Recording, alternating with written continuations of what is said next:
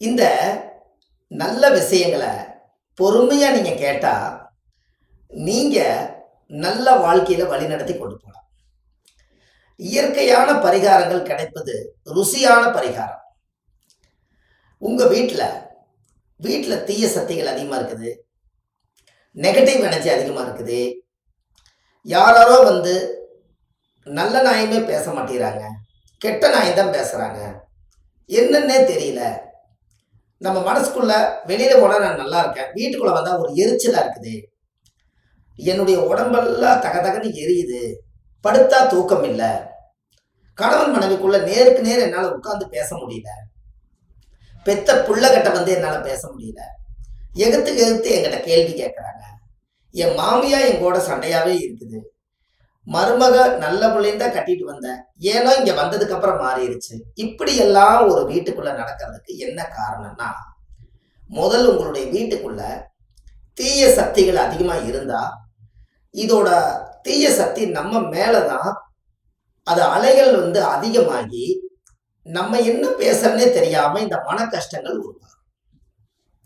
இதுக்கு ஒரு பரிகாரம் வச்சிருக்கேன், உங்களுக்கு தரேன். இதை நீங்க நோட்டுல அழகா எழுதி வச்சுக்கங்க. இதெல்லாம் உலகத்துக்கு தேவையான விஷயம்.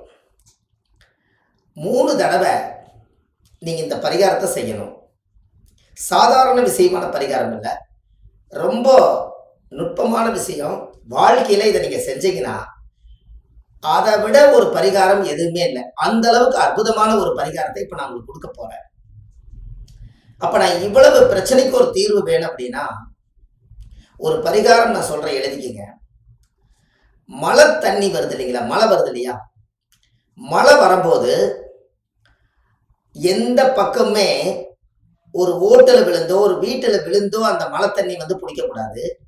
இயற்கையா வானத்துல இருந்து வரண பகவான் வானத்திலிருந்து எந்த ஒரு தடையில்லாம அந்த தண்ணீர் மழை தண்ணி வருது இல்லையா, அந்த மழை தண்ணிய வெளியில கொண்டு போய் ஒரு அண்டா குண்டா ஏதாவது ஒன்று வச்சு அந்த தண்ணியில சீரகத்தை போட்டு நீங்க நைட்டு ஊற வச்சு காலையில பூரா வீடு வாசலுக்கெல்லாம் கழுவி இந்த மழை தண்ணியை நல்லா தொளிச்சு விடுங்க.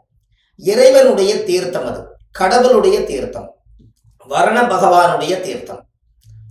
இந்த தீர்த்தத்தை நீங்க தெளிச்சு விட்டீங்கன்னா உங்க வீட்டுல 108 கணபதி ஹோமம் செஞ்சதுக்கு பவர்.